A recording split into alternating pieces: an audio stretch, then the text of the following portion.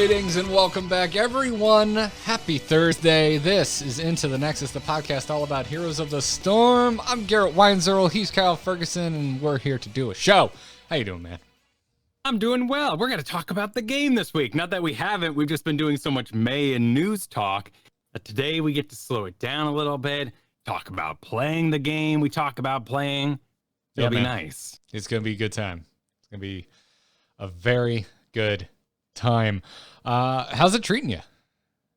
It's been a roller coaster, man. I've kind of found my niche, which is actually declaring myself ranged assassin in the first slot and then tank after that, because you might end up healing anyway. Like that, sometimes that just happens. But there are amazing ETCs in this game, and if you want to ETC and you put tank as your first thing, go for it. It's all yours. Because I'm a Mal'Ganis Diablo kind of guy. So let's let the early picks pick then. And so I've been working on my assassins, which has been a lot of fun. And it's making me more aggressive out there. It's a weird balance right now, man. My Heroes of the Storm time is in two different universes. I've got my team, Careless Badgers. I think that's the name. Something about Badgers. I don't know. I'm along for the ride. I'm not the team captain. I've got my team getting geared up for Heroes Lounge. And then after that, Nexus Gaming Series. This is a reformed team from the old Montreal Bagel team. Or Montreal style Bagel. So if you've ever seen MSB in game and got beaten by them, this is those fantastic people. They've definitely owned me in the past. Now I'm part of that team. Kai Berries and Coffee is joining us as well, some streamers. And we're just having a really good time training up, but I'm solo lane there. I'm a Yrel, Leoric kind of main there, which doesn't fly in solo league. Just, double soaking, showing up occasionally on well-timed fights, I might add. In tombs, hitting people with hammers so they fly in directions that no one's aiming at. It doesn't win the Storm League solo league business. No. So I really had to. Yeah, it doesn't. I love that we both nestled in the solo lane, and I just want to preach to you like the good book of damage dealing solo laners, but you don't like them. You don't like them. Well, who do you mean? But my picks, my Rexars and my Sonias. How many people I murder on Sonya? It's wonderful. Yeah, it's true. Yeah. I know you don't like spinning though, man, and I'm not gonna preach spinning to you. Okay. I mean, honestly, dude, if I had two bans, we're going to talk about bans later on in the show and talk about what's going on in the current meta. But if it was just me playing this video game, ETC Sonya bans every game. It's fighting everybody who's been playing that game for 6 years. Those heroes basically say I was an alpha to me, and you're going to face all the skills I've gathered since then because nothing's really changed. It's fair. It's fair. I mean, so how'd your, I know you're a hot coordinated player now. Oh yeah. You're in all these teams. It sounds great, but for the rest of us, Kyle, down here on planet Earth, playing normal Heroes of the Storm the way it was meant to be played, how were your placements? They were super weird, man. It took forever. Really? Because I had so many Q dodgers. Yeah. Like, Q dodgers. No okay. Yeah. There's no punishment for Q dodging while in placements. You do not, because it's artificial. You dodge, you get, and if you're blamed for it, you lose those 500 points and then gain them back at 50 points a game over 10 games. So some people do that on purpose just to like lower it real fast, but they're going to get all their points real fast. So it's not a really good way to throw games into, Smurf, quote unquote, in a different league. But while you're in placements, that can't happen. So there are people who, I guess, sit around and wait for the perfect game. They don't like the comp, they're last picking, they exit, they dodge. So game after game after game was just somebody not agreeing with that particular draft. And I faced a whole new version of trolling. Luckily, I was in placements for this. But I was hovering Yrel at the time. Like I said, discoveries were made along the way. Oh, you told me about this off stream. This boils my blood. Sorry, go ahead. And at the last second, I'm communicating. I'm being like, what are you going to pick? What are you going to pick? What do I need to support? I can switch. And then they pick my URL with 1 second to go, forcing me as someone who is not hovering a hero that exists that's pickable to be the one who dodged. Had I not been in placements, I would be down 500 points. Yeah, that is so not cool. Like, you're a jerk if you do that. Yeah, so it was freaking uncool. It's you told me about this. This is like over a week ago, but we had not Paradox on. We didn't want to get like lost in the weeds talking about that. You know, it's a guest show. Let the guests. It's not about our personal grievances. But dude, that like it is so maddening to hear that. That is so that's so uncool. Next time we get to talk to a dev, man, we gotta maybe pick their brain about that a little bit. Like, hey, is this on your radar? Any way to deal with it? You think maybe, possibly? The chances of someone playing a video game to not play the video game have to be pretty damn low. Granted, we have 10 people per match, so the chances are increased. But all it takes is one. It's got to be a rare thing. Yeah, all it takes is one. I mean, although that specific thing, all it takes is 1 out of 4 instead of 1 out of 9. Well, and it takes the chance that you're doing the 2-pick last, which is also situational. So it can't happen every game. You literally cannot do this in every game. But it was dirty. It was messy. And that just made like this happened every single queue. So it took me 3 hours to get through 3 games. And that's not insane. It kind of reminds me of what people, say they'd be willing to wait for better games. And I don't know. Looking at the community of heroes is really, really odd for me. One, because I'm doing these 5 stacks with my team and losing 66% of the time. Like, we had to train to know what each other is up to. You don't just, entomb and then the Orphea does the thing and everybody wins the video game. We had to learn each other. We missed so much soak because we team fought too long. We had to learn how to shot call, how we're going to communicate. We even gave ourselves a back foot there by doing more of a, council system, if you will. Like each of us suggests our idea aloud and then we try to pick one. There is no official shot caller. We have a main assassin and a team captain, and we've now got her yelling names, which is great because now we know a target really quick. But outside of that, we're like, should we boss? Oh, no, that's bad. Well, bottom line, we were bad. So whenever I go to red and they're like, 5 stacking has to be stopped. I'm like, holy hell, we're giving away wins. We suck. Where are these teams everybody's fighting with 90% win rates? Maybe not in Diamond. In my game last night. Yeah, you had one? Uh-huh. Yeah. Dude, I haven't. I am aware. I'm not an oblivious human being. I am aware that I am perceived by many that listen to this program as a salty individual. You have no idea. I haven't been as salty as I was last night in a year. Wow. I was angry. Good on you. Good. Wait, go hang on though. That's great. Congratulations. You've dealt with a lot of salt. A year. Hot damn. Good job. Well, I get mad fairly regularly, Kyle. It happens all the time. I am not some paragon of virtue. But I was like wanting to break a keyboard mad last night. But yeah.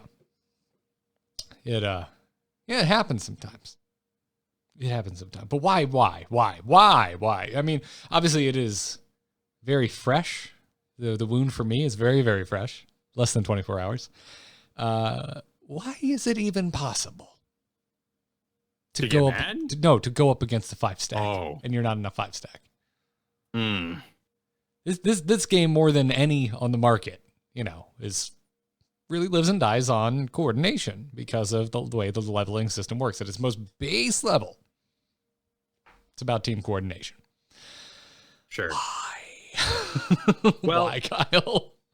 Right. For me, and I've had to kind of discover this and poke around for myself because, like I said, I was seeing this nonstop talk about how 5 stacks are ruining Storm League, yet I regularly play with other streamers and lose a lot, more so. In fact, I finally got back to Diamond 4 this week from before CCL, before that happened, where we practiced in Storm League. I went down to D5. I had to stop 5 stacking in order to get my rank back up. And we've only just started breaking even with the Careless Badgers. Like it is work. You don't just go in there. But then again, we're fighting in Diamond. So when it grabs MMRs of solo players that are higher than ours, that is tough to deal with. You're fighting Edge of Masters, high diamonds who know how to coordinate. You take that same thing into Plat and Argumentville, or gold or silver or anything else where coordination just doesn't naturally happen as often. I can absolutely see why that's an issue. And maybe those protections need to be more league specific, because for me, that's great. Like, we need to lose. We need to feel bad so we improve.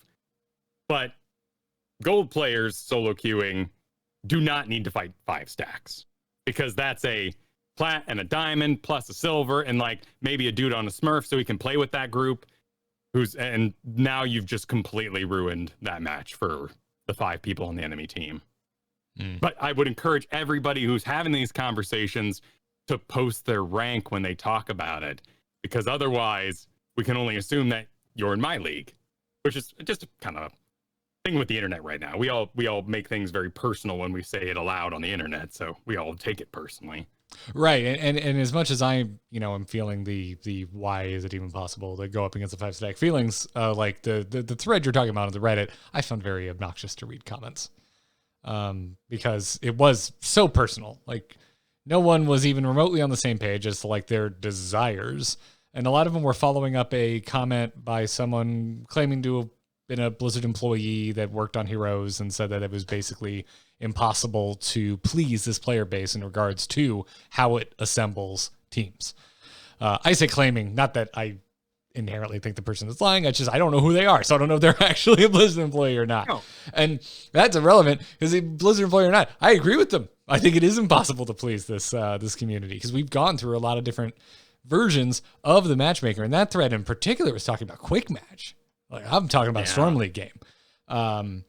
But like, we've tried a lot of things with quick match, and we always end with some sort of issue. We give something up in exchange for some sort of improvement, and usually it's queue time that takes a big hit.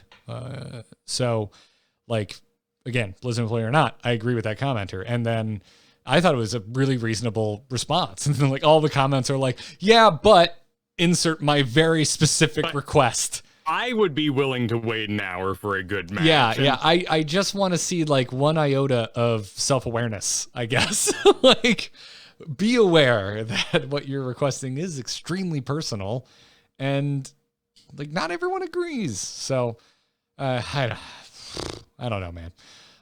It's intense. It's an intense conversation, and we've had it many times. Long queues suggest many different things. Whether or not the system is expertly putting together the perfect game, we don't know that. We don't see it building. Maybe if the number was saying found 6 of 10 players along the way, would we be more receptive to that sort of thing? We also went through the extremes of the team league versus the hero league, and those queues just being awful compared to each other. Now, I will again say that we didn't have the pick in any order in the Hero League, and I'd love to give that a shot. But in all honesty, my games have been pretty decent. That new AI is frustrating, but that is so few games that I can't, I can remember it, certainly. We had an AI Ana, and she was frontline tank, apparently, and had a very bad time, and I basically had to spend 15 minutes on stream. Everyone thought I was super tilted, but all I had to say was, I feel bad that Vala thinks she's so good on the enemy side. They had an Ariel Vala combo, and I had to watch it slowly destroy us over the course of 20 minutes because, well, they got fed on an early Ana comp. Like, again, if we're talking like popular discussions by the community that I feel aren't talking about the other side of the pendulum, like, have you been in a game with an AI Imperious lately? How's he doing? Better than anyone who actually plays Imperious. That spear lands every freaking time. Every time, Kyle. Imperious is great. Like, he is such a force. In fact, I had to admit my wrongs this past week. You know, there's so many heroes, and you pick some projects each season. You see what you can expand your roster with. I've been off Imperius ever since Deathwing stopped being picked because I was using him as a giant killer solo lane machine. Mm-hmm. And I loved level 7 Blaze of Glory, where you could throw out your Solarian fire. It leaves that trail. And if the trail explodes, it consumed your marks. So what happened the majority of the time was you'd be owning Deathwing. He'd go, oh my goodness, I'm being owned. And then he'd slowly walk away, which he was very good at, being unstoppable. So the Blaze of Glory let me hit him that final pop and get the kill. But back during the light rework, I completely missed that flash of anger. This is the one where you'd stab them and then do like little mini Kael'thas explosions on release. That one became a mark deals damage, but each time you remove that mark, it gives you a shield for 4 seconds. So you can basically stab people with your spear as Imperius. And if you get like 3 on there, you can be like, smack you, thank you for the shield. Let me go smack the other guy, thank you for the shield, and smack you. So that's why they're invincible out there. Is this level 7 flash of anger. And my brain just didn't update with it. Well, now you know. Now I know. And I might be taking more Imperius in the solo lane and the coordinated play that business. There's a whole nother, like, that's a really interesting getting into coordinated play too. One, there's a lot of tournaments and there's a lot of events, which is very fun. And I'm meeting a lot of people who do not touch ranks. Like, are playing this game every single night, but you wouldn't know it because it's all in scrims. It's all in customs. They don't get any gold. They don't have skins. They're still riding plain old horses because they just simply do not interact with the game that gives levels. I've had some reservations there, though. I've been a little nervous because every time someone messages me, hey, you want to scrim? My first thought is, oh, you're that person, that middle school kid who's like, want to come over and play my Street Fighter? And like, yes, no, that sounds like fun. I've never played Street Fighter. And then they lock you in the corner with the stretchy arm guy and just like beat the crud out of you over and over again. Or they're that, weird green one that jumps and does slams and stuff. And Blanca. You just have a horrible time. Have a horrible time. So, yeah, that happened to me freshman year of college with an invitation to go play Smash Brothers Melee. That was the day I learned what wave dashing was, Kyle. Sweet. It was a bad experience. Yeah, I know exactly what you're talking about. Same thing, like, hey, you want to play a custom map in Brood War? You want to come play me? You want to come play me? You know what they're they're jerks. Oh, I could coach you when it's over. We could go over the replay. It's like, that doesn't sound like any fun. Let me kick your ass and then let me rub in your face, play by play, how I did it. Oh, even better. Oh, boy, howdy, friend. Yeah. Let me even join up for that. Like, oh, you see what I'm doing here? Did you see this part that I'm like, it's not actually coaching. It's them explaining to you how they beat you. Like that. I know coaching, I've done it before a lot. And it takes, you have to put yourself outside yourself. Luckily, with the replay system and all that, you don't have to be in the games that you coach with. Anyway, I will say, though, that the NGS division system allows that to be a much more enjoyable place because it'll compute the ranks of your team and some of the experience and stuff like that of your team, and then actually give you a range of teams that when they message you, you can be like, where do you play at? And they can go, well, I'm in Division 1. You're like, oh, well, that sounds intense. Maybe I won't. Or you can actually have them in your own skill league. That's sweet. Well, right, man. My placements were really pleasant. Nice. Even one of them was a loss, but even the loss was a decent game. Everyone got along. I went 2-1 in that order. And the first 2 games, everyone got in voice chat. It was delightful. Everyone was very kind and, hey, how you doing? Talking through picks, coordinating with one another. We won those games, and the third one, no one talked, and we lost. It was very reminiscent of when the voice chat was first added, because I'm fairly certain my memory is correct. I had almost the exact same experience, which was like won all the games where people joined and lost all the games where people didn't. Sure. But yeah. It was a good experience. I had a good time. Games outside of that have been fun. I'm not in love with this anomaly, and I don't think I'm ever going to be. But as I mentioned last week, I think the biggest compliment I can give it is that it hasn't ruined the game for me in the way that I thought it was going to. But I still just wish it wasn't a thing. Well, let's talk about that a little bit, because it is kind of landing on us all as a bit ignorable. The lightning I'm reacting to for lane clear, and that's nice. Sometimes on tank, I go in a little more aggressive with the movement speed that I have. But it's also brought my mind. Bro, what in your mind? Discord took a hiccup there for a sec. An issue. An issue. Okay, what is the issue?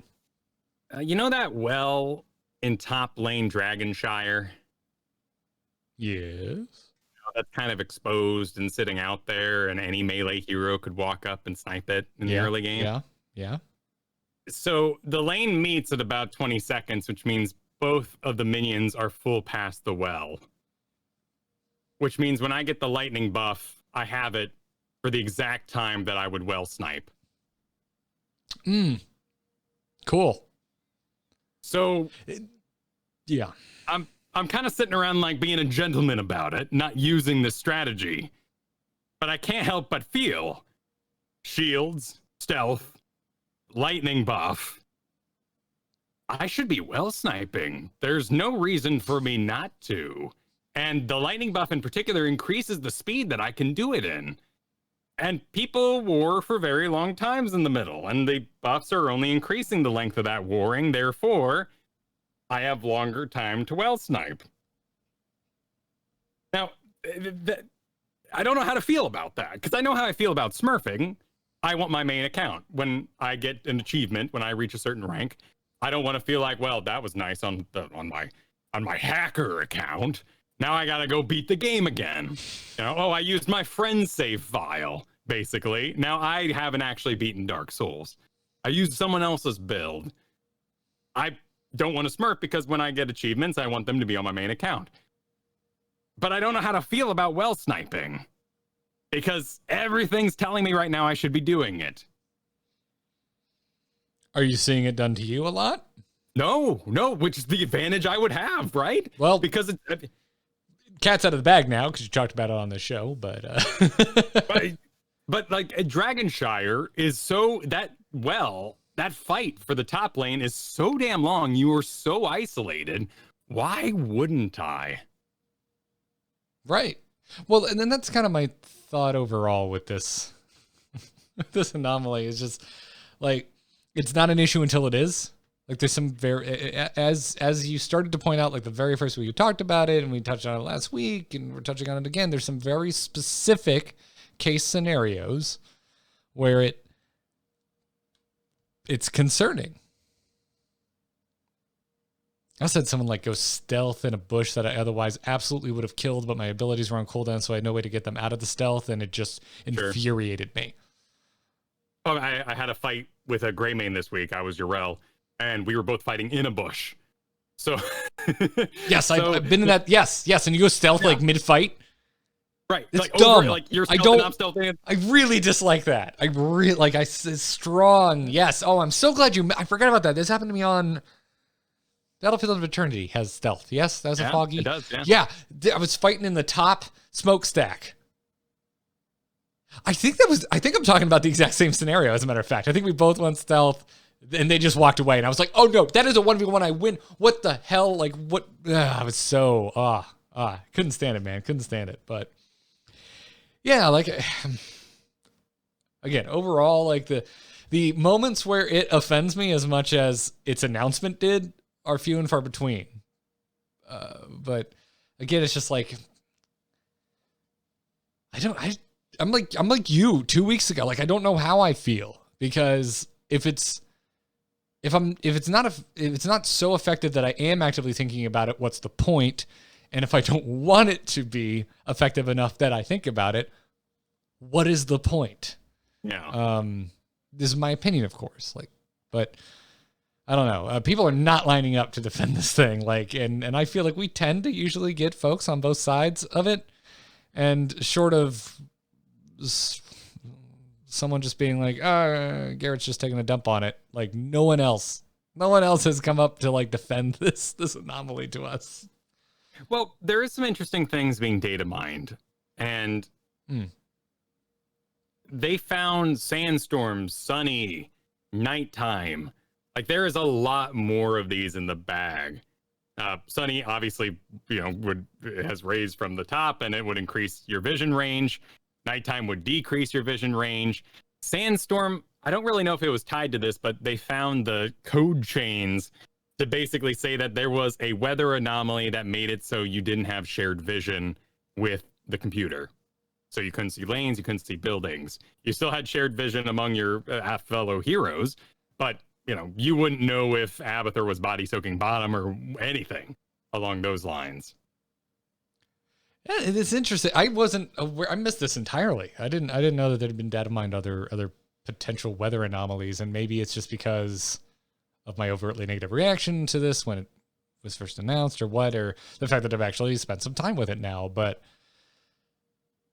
messing with vision range doesn't bother me. Like my gut check on that is like, that actually sounds kind of interesting. I think I don't like heroes doing things they shouldn't do or having access to things that they shouldn't have access to.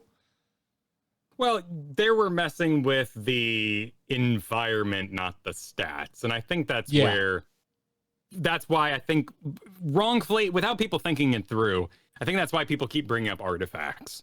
They keep being like, this is the worst decision Blizzard's ever made. Well, remember artifacts? Yeah, we got rid of that. We pulled together and we did it. But there hasn't been a connection there, and I think we just made it. We don't want stats changed by these events. And giving shields movement speed is touching the hero that we play as. I'm talking in general here. I'm not talking for myself, but I can see why that would be offensive. Yeah, pieces are starting to fall into place for why I feel the way I feel. And it's weirdly analogous to like Wrath of the Lich King era World of Warcraft, where they kept making me like use a joust moveset or a vehicle moveset instead of just playing my character. And I hated it. Yeah. It drove me nuts. Other than that, favorite expansion in WoW's history. But like there was too much of that. I wanted to play my character that I decided to play as because that's what I wanted to do in the game. Oh, I have this reaction every time they add a new hero and I'm on Dragonshire and I have to ride the dragon. Like, what? Can someone else grab this? I'm trying to enjoy myself. Yeah, there's an in-game, like an in Heroes of the Storm example. Yeah, that's kind of... And if you remember, I didn't like the movement speed change at first. I mean, a lot of people didn't. That was quite the adjustment to make. But it was like one thing that was very... And this is pre-anomaly. We weren't even calling it anomaly. You and I had just kind of started calling them the winter updates. Because it felt like every holiday season, some major change would drop on the game. The whole team would go on their Christmas break, and we'd be sitting there kind of scratching our heads until HGC fired back up, and we actually learned how to play the game correctly under whatever major change they had just ushered in. But again, the baseline movement speed increase to everything in the game, every hero, every mounted speed, was mind-boggling at the time. But it was one thing. It was one thing that you could point to and be like, okay, this is how it changed. This is how it's going to affect our timings from moving from lane to lane, from reporting to objective. It's very easy to wrap your mind around. And it was baseline. Like, this is it. In every battleground, it doesn't matter where you're going. And so, as much as at first I didn't like it, it was a consistent thing across every battleground. Eventually, it just became the new normal, which is, I know, a terminology right now that we are all sick of hearing outside of Heroes of the Storm. But that's what the movement speed became. And I think that's why I eventually came around on it, because it was just like, well, this is just the way the game is. This is a baseline change to the entire game. And that's what every other anomaly was. Love it, liked it or not. I like where XP orbs ended up. I didn't love its initial implementation, even though I did like where they were going with it. And I did like the tower changes. Even right out the gate, I liked them. I think they're better now. But there were these things that affected every battleground equally. And so that this one, being this thing that manipulates the way our heroes play and it's different on certain battlegrounds, I think we've landed on it. I think this is why that's where it's too far for me. Like, I want my heroes to be my heroes with their movesets, with their capabilities, their abilities.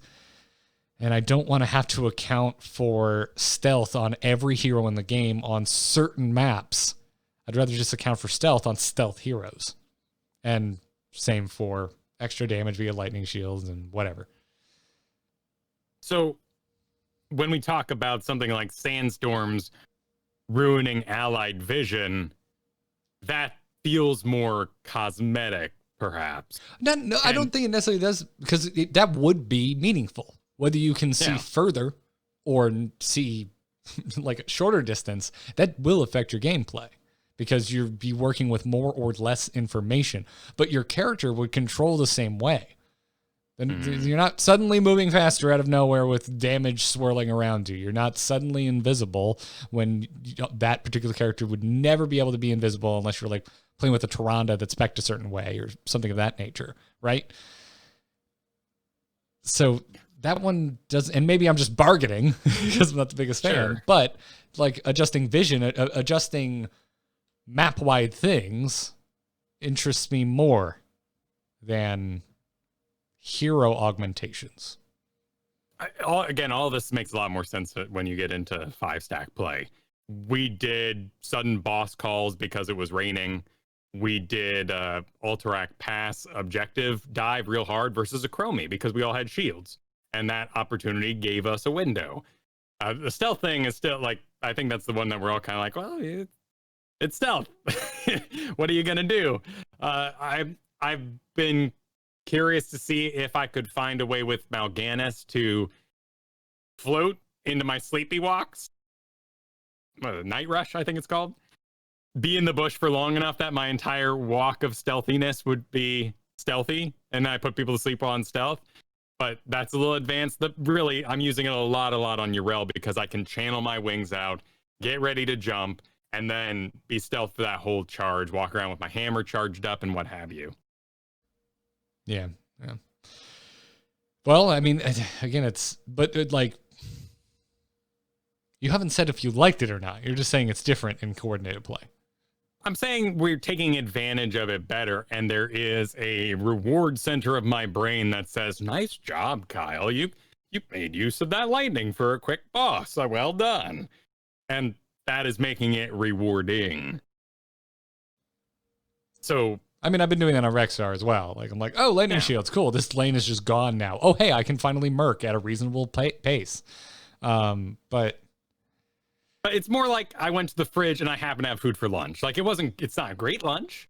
It's not the best lunch ever, but I'm happy. Like, I like that. I got the fixins. That is a really good way to put it. See the hot dogs in there. You're like, do I have buns? And you're like, oh damn, I got buns. So do I have relish? Can I visit your analogy?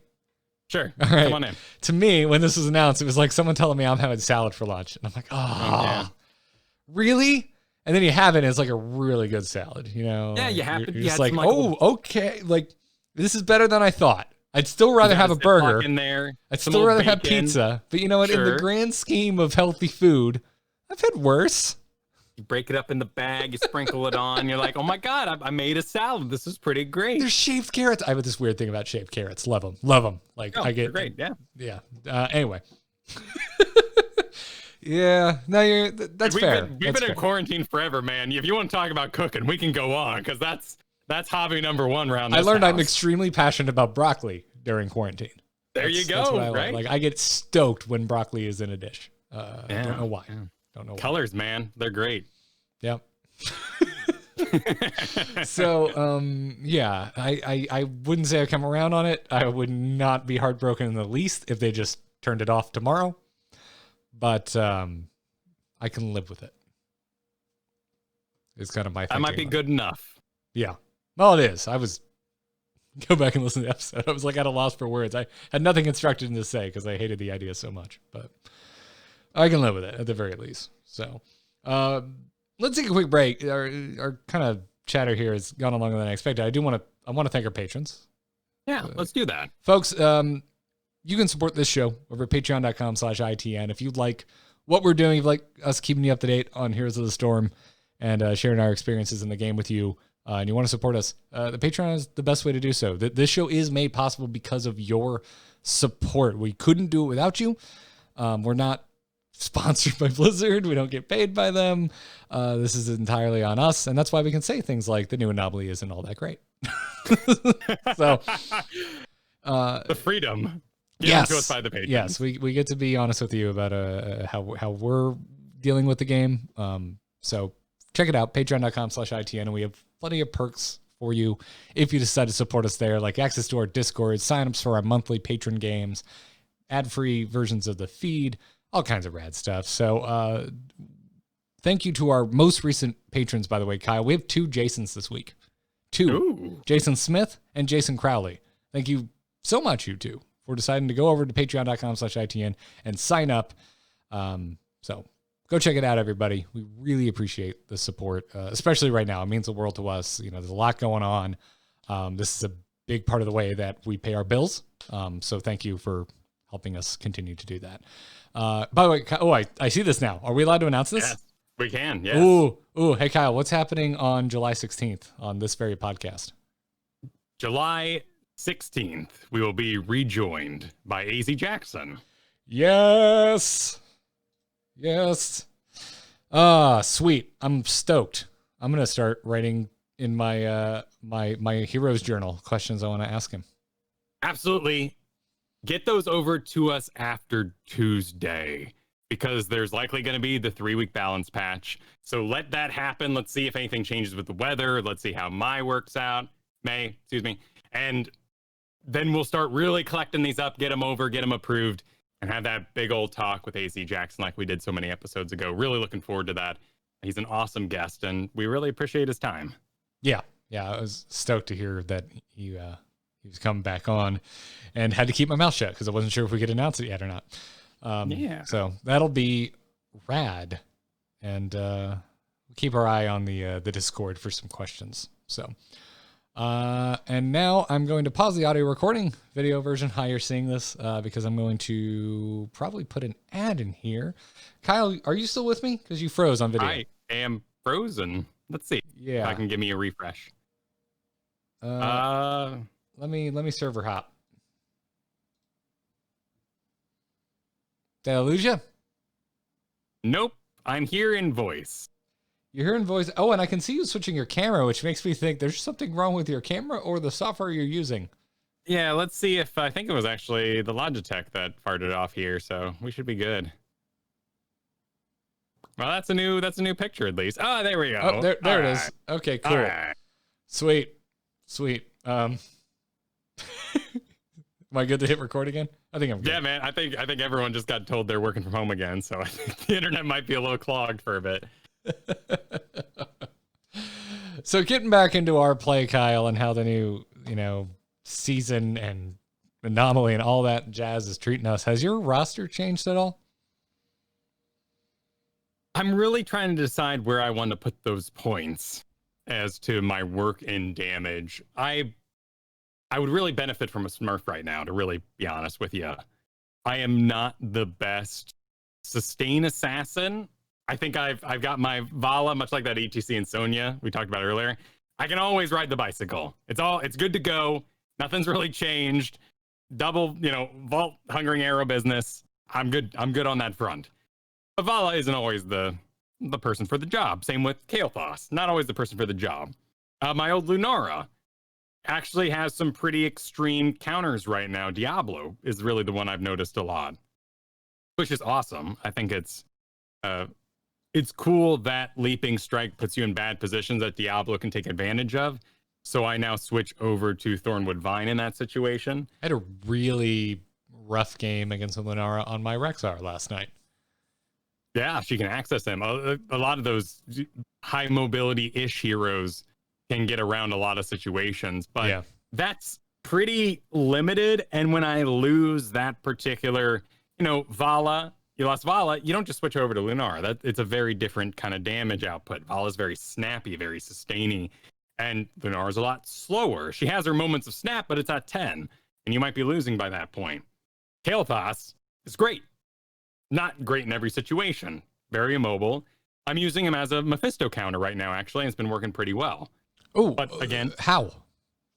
So Mephisto, yeah, Mephisto goes in, you put a living bomb on him, there's a good chance he brings it back to the team.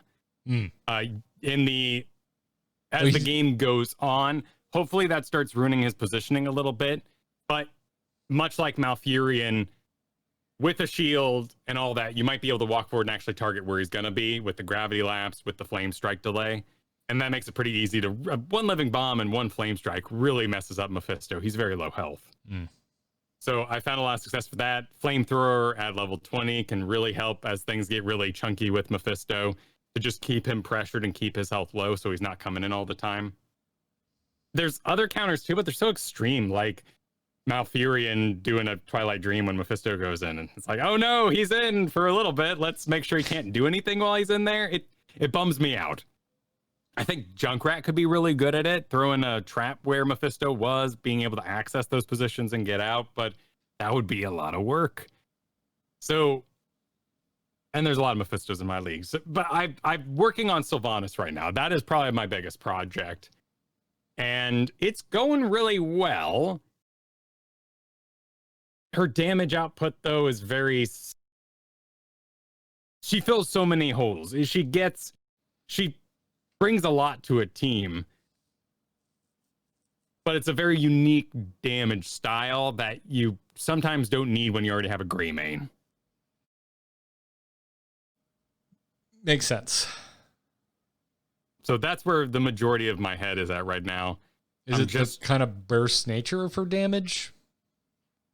It does have a kind of burst to it. Like the part of her damage like that matters, right? When you know what I'm having trouble putting this in the words, but you know what I'm talking about. Like you know when you feel effective as a Sylvanas. Most of that happened in a very short window.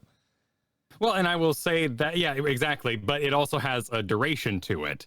So when you go plump, plump, plump with all the little arrows and whatnot, and then you start auto attacking and you do your dagger and all that, you're slowed down for a little bit. You have this even prolonged burst period, and we'll call it sustained, because kind of like Gul'dan, it's sustained. It doesn't wear anybody down. So what I'm getting at is I need to either learn Jaina really, really good, or probably Orphea.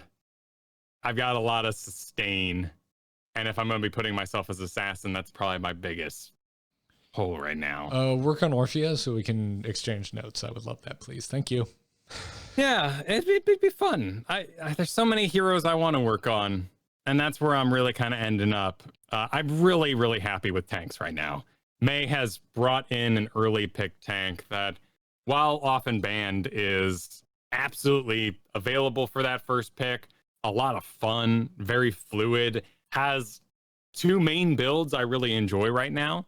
I think that her doing a full, originally we got really excited about Slush Ball. It disables structures, but that's also your blind build. So you have like this blind build that's amazing, level 7, skate away, giving 50 physical armor to all the people around you with the 20% movement speed. Like that is a way to control. I mean, Illidan is one extreme that I got to enjoy this week, but Vala's and everything else that's doing a lot of physical damage. And that takes you into things like maybe a Polar Vortex, which has that kind of imposing presence quality, or Black Ice that does a non-decaying slow of your 80%. She's just a blast. And if you end up in a full like regeneration tank build, because you notice you have enough team, that's very fun too. Otherwise, I have Diablo and Mal'Ganis, who feel very impactful. I'm loving the new Mal'Ganis light rework, because he now has two builds. He has this I'm going to live, put them to sleep a lot, control-y build, and then I have this very structured team fight. I slap you, and, you do the auto attack build if you know you can get some picks, but it has to be in a very relaxed environment where you're going to be able to play in a very rhythmic way. But I'm so pleased with tanks right now. May has just brought in a whole new option, and if I don't get May, then I can show Diablo. Here I am willing to play this. Sometimes people go Johanna, we love Johanna. I go, okay, guys, all right. I'll make a balloon animal for every, I know how to juggle. All right, here we go. Like, you feel like you're at a kid's birthday party. you don't really, it's not going on your resume. You don't really want to be. Your analogies are really good today, dude. You're gonna put on a smile and play Johanna. Yeah. All right. Fair. What about you? What are you working on right now? I did a big roster cleanup, at the start of the new season was, being honest with myself. What do I want to play? What's effective? Orphea is my big project. It has been it's locked in, I think I've been talking about Orphea for like 3 weeks now. Really trying to dial her in because I was really enjoying getting back on Li Ming. I like playing mages. I really do. I just like Chromie is like the only one that kind of eludes me. I've even been picking up Gul'dan a little bit here and there. But Orphea is Kel'Thuzad, are you? No. Kel'Thuzad doesn't count. Okay, he doesn't. Kel'Thuzad and Mephisto are their own weird RC Cola branded insanity that share no similarities with the rest of the mage pool. Well, we got to go further than that because there's Rice Krispies and Crispy Rice, and who cares? Like, it's all damage. It's fine. I need a fallback if the pick is like contested or banned. And it's like the difference between a car and like a Razor push with your own feet scooter. Sure. Why not? Like, I don't know. Yeah, I'm not gonna. You're trying to bait me into car analogies. I see you. Okay, I see you. Continue. But yeah, Orphea is the main project. Just trying to get better. The big thing with Orphea on me is like, I guess, max value out of the combo, because I was doing Q build because I just found it fun, and having so much stock in my Chomp was scary learning her because it's the most dangerous ability to use in her kit because you gotta get close and you kind of expose yourself. But now I've gotten really good at like knowing when to go in and Chomp, but I'm like losing value from Backbiter because I'm like getting back out of range to like finish some kills. So that's what I'm currently working on, and landing my Q on like, I guess the best way I could describe this is like normal heroes. I've had a weird amount of games where I matched up against Li Ming on Orphea, and I've gotten pretty damn good at making sure I land my Q on the Li Ming. Obviously, I'm very good at landing my Q on frontline. Easy enough. You're usually bigger targets. Regular heroes that don't have movement abilities, that just know how to like walk at a weird angle, that's where I'm struggling to land my Q right now. And I don't know why.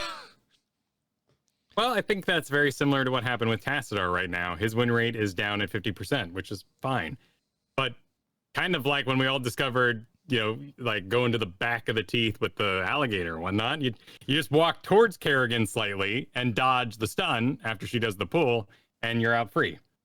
So when it came to countering Tas Adar, he really hasn't received any noticeable nerfs that, changed his play style. I just see him gearing up for his big long blast of shock rain. You just kind of walk sideways for a second. Or if you're Rainier, you give him a little pop at the start of it, interrupts the whole thing. So people are now in a range where they're very accustomed to sidestepping, and that's probably what you're facing. Yeah. I'm honestly in the combo territory. I'm starting to think to just move away from Backbiter. I don't think it's as important to the kit. I think it's a great training wheel, particularly with the 15% max health. And, then if you are being pursued, you have that extreme of Insatiable and Backbiter. I'm talking about Orpheas I've seen in Storm League. So please excuse me, Orphea mains. I think Chaos Assault at 4 is where you should put your points, though. Fair. And the stats back that up. There's actually pretty solid level 4 talent diversity on Orphea. They all have decent amount of pick rates, and Backbiter does the worst right now of the 3. But I'm starting to notice like when I do like it, and it's when the opposing team is more of a push forward comp or even a dive comp. That's when I do want Backbiter, because I want more ways to intentionally get out. But I need to stop blind taking it. It's just unnecessary for certain matchups. So that's kind of where I'm at on Orphea right now. The rest of my roster, I mean, I'm sure you can assume Rexar, Sonya sitting right there at the top. Those are like my comfort picks. This is where I want to be. I want to be in the solo lane, doing my own thing. Got ETC up there for a tank. Obviously, you can Johanna in a pinch. I didn't put her on my roster, but she's there. Fallen back in love with Brightwing when I needed support. Love playing Brightwing. I've had very few experiences recently, but those that I have been extremely positive playing Malthael. Like, nice. It just worked. One of my placement games, the opposing team went Cho'Gall. And Sweet. And I was just like, Malthael, just lock it in. And actually, I think it was my very first placement game because we were all on comms and we were all just like, oh, like everyone sighed into their microphone the second the Cho'Gall was picked. And but it just worked out. So I had Malthael back to the roster because I've also been, taking him against some just fairly heavy like frontline comps. And I forgot how much I like Malthael. And then I'm rounding it out just with Zul and Jaina. Those are just two more heroes that always sort of work for me. Jaina has been my fallback, I think, for like a solid 2 years now. Jaina just always works for me. If I don't know what else to do, I Jaina. Like that's just I think it's solid. Yeah, I honestly, the only thing stopping me from loving her is that climb to ice block is really long. Oh, I hate it. I absolutely hate it. It's second place to picking convection. Like, taking convection is my least favorite thing in this entire game. Playing Jaina to get the ice block, probably number 2. It's the same thing I have with Muradin. I just don't want to farm, and when I'm fighting Jaina as, I'm fighting Stitches as Jaina, who am I going to target the whole early game? It's Stitches. So I can get my ice block for later so I can get weird and get in the backline and do wild stuff. I would love if we got some variant treatment on Jaina where they just said 10, maybe 13 if you want. Like, that's when I normally get it done anyways. It's like, I need my 10 and my water elemental to get the quest done. And then I get done around 13. I'm not the best.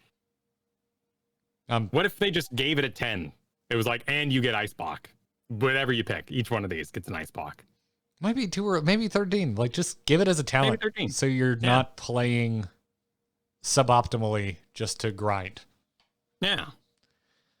I'd be down for that.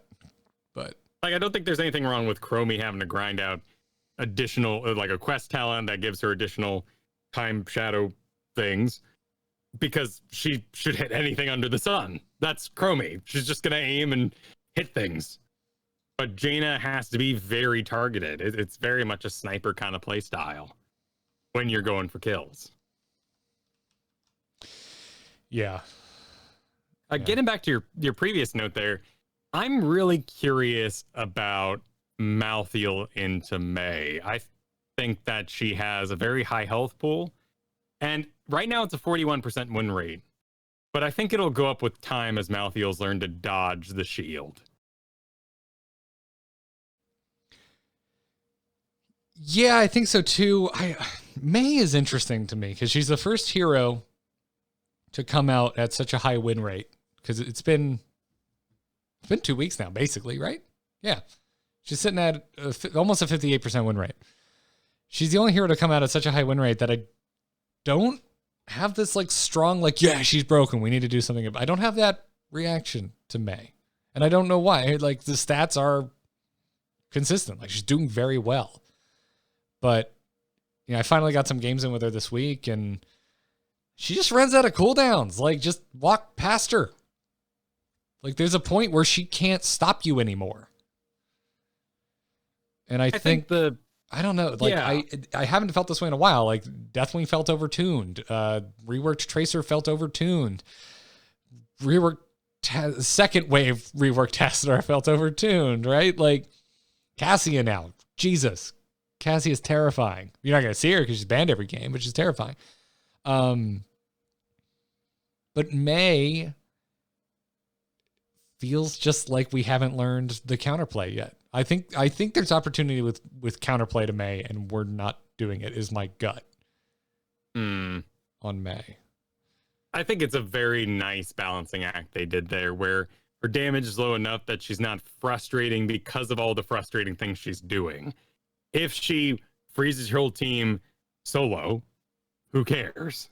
Nothing bad's gonna happen. Right. What is she gonna do?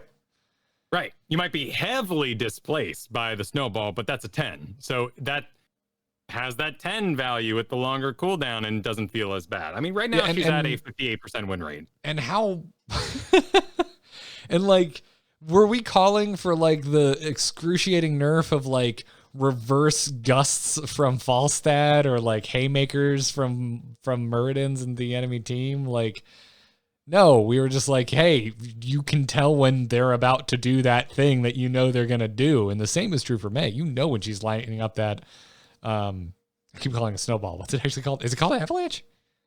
Yeah, it's called avalanche. It's a freaking snowball. It's a giant snowball. Well, the robot's called Snowball, and then she's got her snowball called Snowball, or Snowblind. I am aware. Yeah. It's just, I can't help but call it Snowball because it's a giant ball made of snow. Yeah. But briefly, it's a snowman at the start. Yeah. Like, I'm weirdly, all the other heroes leading up to this point where we've been like, yeah, they're overtuned. Wait for the next patch. Wait for the next patch. I've been on the same page.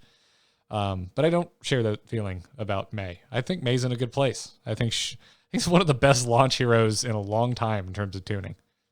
Well, there's also choice involved, like a zombie wall or a Malfurion root. Like, yes, there are times where it lands perfect and you get completely owned by it. But if May throws out an advanced blizzard, or, snowbally thing called blizzard, by the robot snowball, you have a choice to walk towards her or try to get through it fast enough. And even if she completely misses it, she had an impact, but it wasn't so frustrating that you hated her. So I'm really enjoying that style on her. Let's talk about her a little bit in depth here. The first thing that I noticed when I look at her win rates is that if you take too little damage, you're going to have a bad time. If you run her on a 3-lane map and you take another full tank, you're going to have a bad time. Just make sure you have enough damage to actually make all that CC she's doing count for something. Yeah. Yeah, absolutely. It's just there's a way to play yourself drafting with a May on your team. Yeah, so actually something really impressive, and I think it talks to her longevity on the field. Brax's holdout, 66% win rate. Very rarely are you going to do a second tank, so you're already dodging one of her big issues. You may have, you might have a blaze top if you're getting cute or something, but they're not interacting.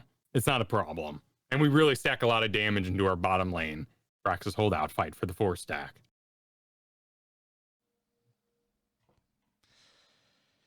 Yeah, so have you seen, moving along to things that are powerful, have you seen Cassie make it past a draft? Here and there. Okay. It happens. How are you feeling about it?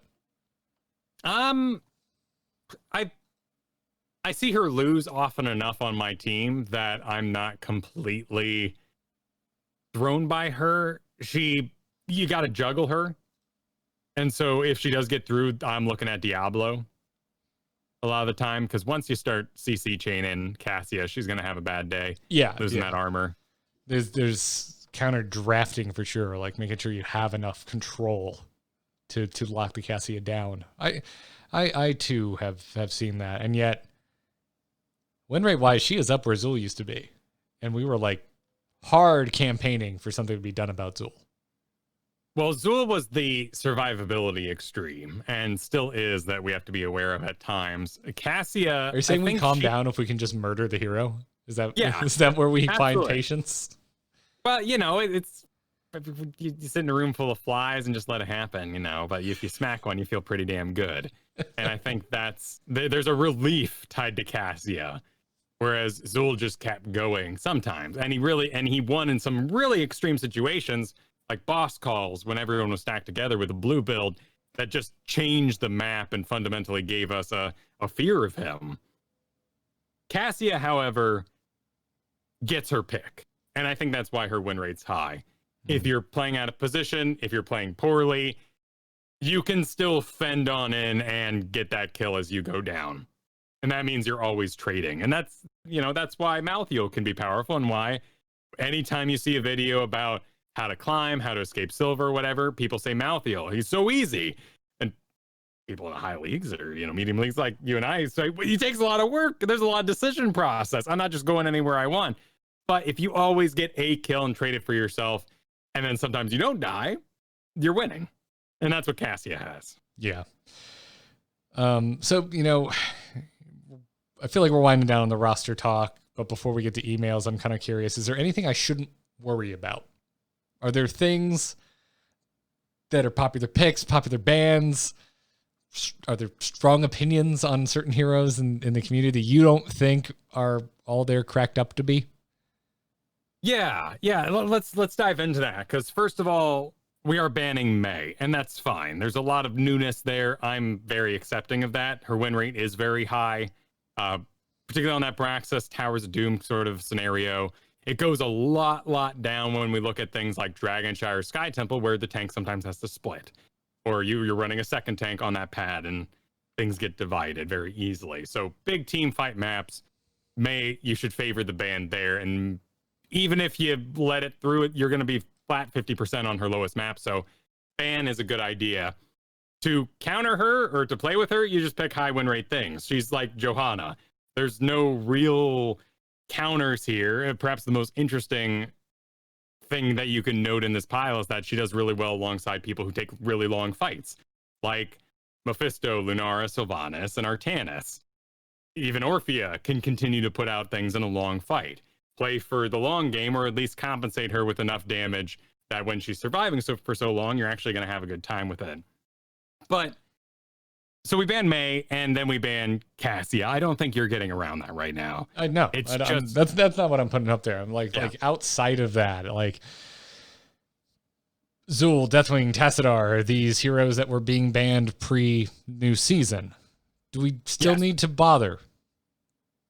Zul, Towers of Doom, Tomb of the Spider Queen. Get him out. He has a very high win rate on several other maps, but he's not picked there as... Usually, he sometimes just goes ignored in the draft. But when you're looking at things like Double Soak, Towers of Doom pressure, when those buildings are so important for controlling the map and winning the objective, or Tomb of the Spider Queen, he can just be too much there. I would rather play him on Tomb than Rexar at this point.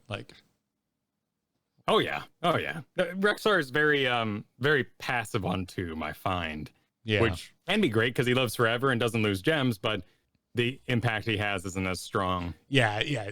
Personal note, because I like owning the lane, and Rexar is just like my main for that. But yeah, Zul is like my Spider Queen pick, just if I can get him.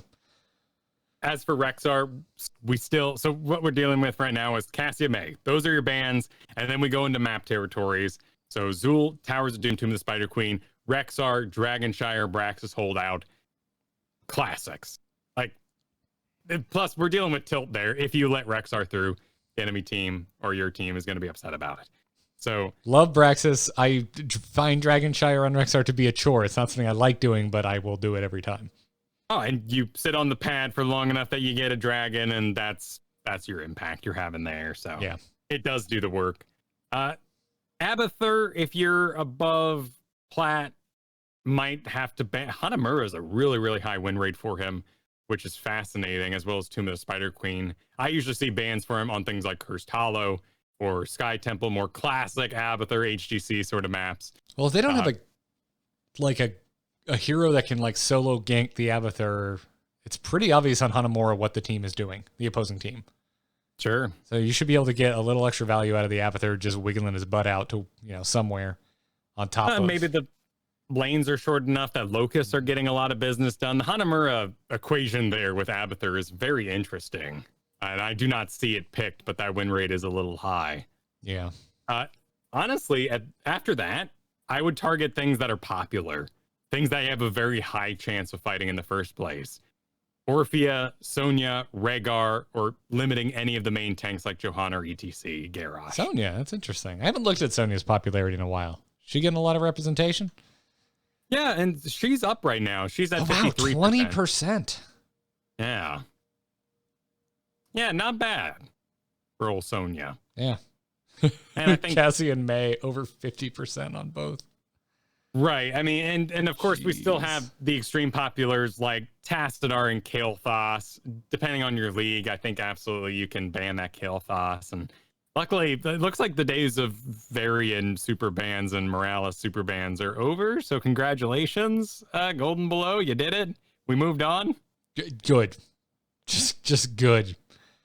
So Tas Adar Deathwing, should we worry about them anymore? I'm still seeing them banned. Do they need to be? I don't think so. Yeah, I think you can just counterplay Tas Adar, one, by moving in multiple angles and not all running in a pretty straight line. Interrupting him is really good, but just swarm him. His popularity is so damn high, though, that there's a good chance you're getting rid of somebody who plays that a lot right now. So don't favor it, but it can happen. I wouldn't be, if someone, I'd say don't worry about banning Tas Adar, but if someone bans Tas Adar, there's no need to flame about it. They got rid of a very popular hero, the most popular hero at the moment. Kyle, have you ever recommended that someone flame about anything? Well, you know, there's a lot going on in the world.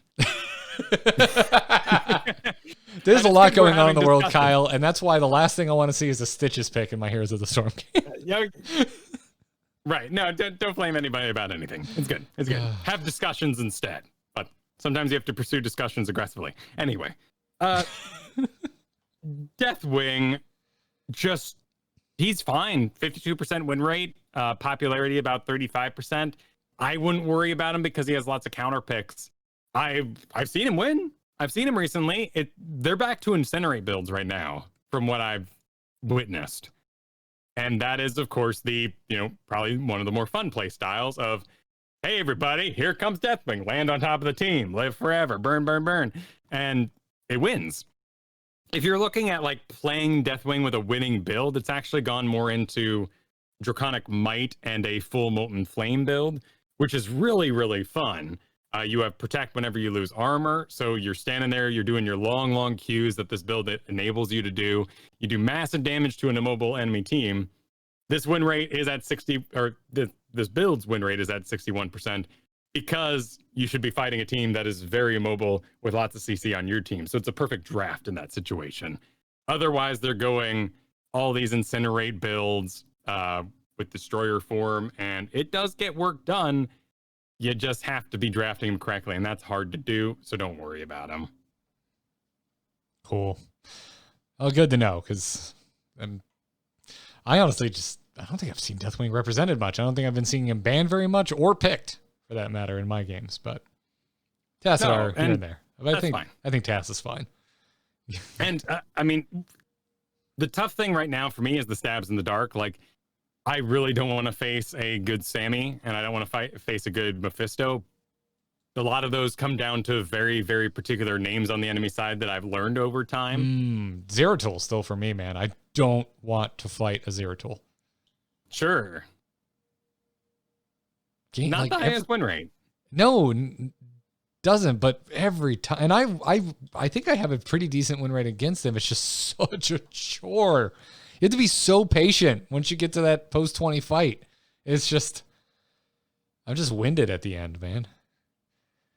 But we're of course here talking about, solo league. You're not going to have a best of 3 match to learn what the enemy can do and adjust from there. What is fascinating right now is some of our solo laners, like Chen, are up near 7%.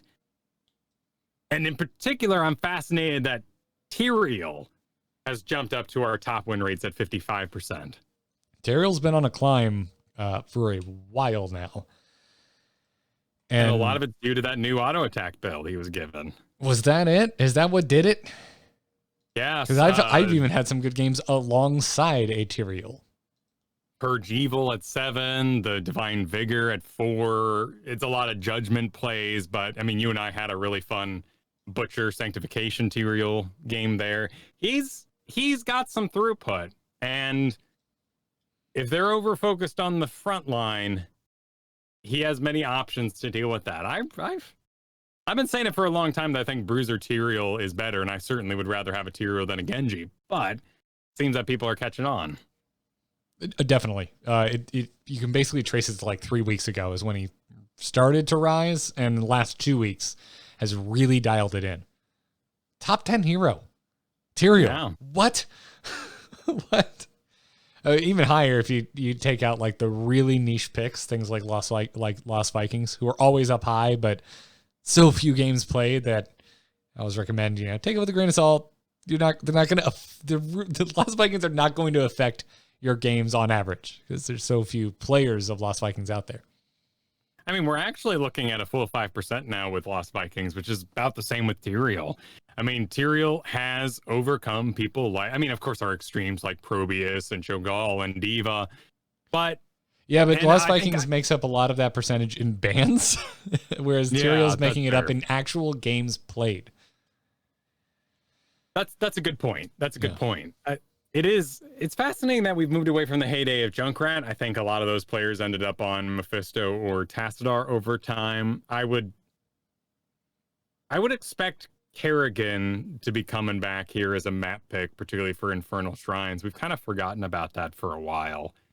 And right now we're in that meta where we have our 2 major bans, but otherwise everything else is open. Like, we're not restricting things heavily. And once that balance comes in for maybe May, I'm not really sure how you'd go about that. I don't really want to target her survivability. I think that she needs some talent love. And we'll probably see very particular talents like those icing talents I mentioned tuned down. Like maybe that 50 armor becomes, well, they like nice, pretty numbers. So maybe 25 would be pretty low. But I think with some talent adjustment, that may be all she needs. And for Cassia, I think we're just looking at damage nerfs. And if they target Fen directly, it's probably for the best. Well, we'll probably know very soon. I would have to imagine we're getting a balance patch next week. And if not, we'll get to pick AZ Jackson's brain about it. Yeah. So, well, Rad, let's take a couple questions before we get out of here. Let's see. Come on. There it is. Darkness stopped calling. Darkness just texted me. It's not the moment, it's a hero brawler! itncast@gmail.com. That's where you can send your emails, or if you're a patron, drop us a question directly in the patron Discord. Skip the inbox entirely. Jack writes in, says, do you think Heroes of the Storm should have more community input when deciding what content to prioritize? Ooh. Usually the only stage we can pitch feedback on things like skins, heroes, and features is when they are actually put in the game. For a game so closely tied to its community, it would be great to be able to feedback earlier, even at the drawing board. Being able to vote on potential skin concept arts, different anomaly ideas, and system improvements would be a great way to acknowledge the team's limitations while giving players some agency as to which of the developers' ideas should be worked on at first. What do you think? I got some pretty strong opinions on this one, Kyle. Yeah? I think we collectively as a community aren't like can't get on the same page enough. I fall back on the Ford quote of if I had asked people what they wanted, they would have asked me for a faster horse. Sure. So you're gonna chase what people want through the limitations of what they know and understand. And we're limited by our own imaginations in that way. And also there's a point that gets brought up in developer outreach across a lot of Blizzard games, which is they don't want to show too much because you might get really excited about something that never makes it into the game. And kind of that, like, basically teeing up disappointment, right? So, yeah, I don't like this. I see this come up a lot, and, well, not a lot, but every now and then I see it like, well, why don't they do a poll or ask us ahead of time? And it's just like, I really don't think they can, because you're gonna disappoint too many people when you show something that anyone gets invested in and then you can't execute upon it for one reason or another. Well, and we're also dealing with, programming in video games here, like the recent tracer bug tied to Untouchable. Making the range on Blink longer caused issues, so they changed it to a movement speed buff on that talent, just to get rid of that problem. But if they had gotten everyone all excited about increased range on Blink, it couldn't be done. And then we turned on them. I immediately think of not the Ford quote was great, but I think of StarCraft when they asked the community, what do you want Dark Templars to look like? And it was so heated and such an extreme conversation that they went, we're putting both in. You have a chance to get either one kind of Dark Templar, depending on whenever you build one. And that's the right way to go about it, is give. How do we... It's a little different in Here's the Storm, because we are in a position of loving a game that we know what it is. Like, you release a shooter today, and people are going to ask, can you add this feature from Fortnite? And they try to make it more like Fortnite or Apex or other games of that genre and force those things in. Well, I think that happens here too, though. Like, how many times did we hear about like some of the draft limitations of Overwatch and wanting that in Heroes of the Storm? Sure. We still do sometimes. It depends. It depends. So we're not completely insulated from that at all. And I mean, how many times have we talked about what a bummer it is that we still don't have clans, even though that damn word flashed on the screen like 2 years running at BlizzCon during the little like hype trailer. It has an effect, and it's very seldom, like, the potential upside, I think, just never lives up to the potential downside. The damage that could be caused, I think the chance for the damage to be caused is always greater than the chance for positivity to reign supreme. Right. Because we all can't agree. I mean, we just talked at the top of the show about a single comment in a Reddit thread and every reply to it being completely different personal concerns about how the matchmaker should behave. We can't agree. You would feel personally betrayed or turned away from if they didn't make your kind of matchmaker that you want. We get this on the podcast, like at our extremely small insular level. We don't have every person that plays Heroes of the Storm does not listen to this podcast, not even close. Our audience is tiny by comparison, and yet we can't please everybody. Same thing over on Angry Chicken. You know how many people are mad right now because we talk too much about Battlegrounds, and vice versa when we start talking about Constructed.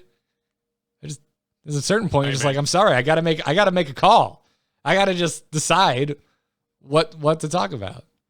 You're doing the right show for me. I just logged in last night and they reminded me there was other modes I was supposed to be playing, and I went, no, excuse me. I'm trying to get to my mode. Right. And it's it would it's a really fun idea. I want that to exist, but I would feel so bummed if they said, here's 3 heroes, which one do you want next? And the one I wanted didn't come out. Because now I'm really left in the dark. I don't know when I'm going to get that next one. Am I always going to see my hero downvoted? And every time we do that, that would be so tilting. Yes, abso-freaking-lutely. It's it's rough. It's something I don't know. I don't like polls, man. Have a poll. I'm like, no, because then I'm putting the idea in your head, and there's going to be more things on the poll that don't get done, don't get executed upon. I am inviting you to invest in something that might lose. Well, the only point of a coin toss is to tell you what you really want. Like, if you ever flipped a coin over a choice and your heart disagrees, now you've made your decision. That's why you flip a coin. Yep. So do what feels right, team. I love Jack's email, though. I wish there was a world where we could all have what we want. There's more nebulous ways to do this, though. We could say, community, which hero do you think is most in need of skins? And there we're leaving it open enough that people are winning. Nobody's feeling like they're really losing. There's mystery involved, so who knows how good that skin's going to be, if it's going to be a recolor or whatnot. That could happen. Yeah, it's which even the May pajama party skin was, I was reading that it was also outsourced. So there is a world where there's availability for all kinds of skins, regardless of developer time. Ooh, that'd be rad. Yeah. It's nebulous, some of this stuff. I mean, that makes me excited to hear. A, that's a really good skin, and B, I'd like to see more skins. So. Sir Rift in the chat brings up the poll for Super Smash Bros. I mean, we could pull examples all day, I'm sure. Yeah. But yeah, it's difficult. You have to make a decision at some point. And they have said it in the past that they do listen to community feedback, but I think making it so official, so like drawing such a hard line and saying like, all right, time for your suggestions for what we do next. Okay, this one, because it got the most upvotes, the most votes, the most retweets, the most likes, like whatever, it's too much. I don't think you can go that far. I really don't. I think you're inviting too many people to be disappointed. In the history of this game, I think Mal'Ganis is the only one I repeated ad nauseum that ended up actually being a part of my roster. Like Diablo was the release hero. I fell in love with him, but I play some heroes that Cassia for one, just Zul'jin. There's so many heroes that if you told me you want me to work on this, I'd be like, nah, probably not. I'm not that interested. Leoric's Act 1 boss. Who cares? Yeah. I'd go to bat for Arthas. I don't think as many other people would. Like, so I get it. It's cool. Like, I'd be stoked if I could play a Nubarak every game. Can we maybe make him like a all arounder? But I don't know. Actually, Stukov. That's another one that is entirely antithetical to something I said about Nubarak like 2 weeks ago. But anyway, yeah, it's tough. I don't know. I used to really think this is the way things should have been done. The longer I've covered games, the further away from it I've gotten it.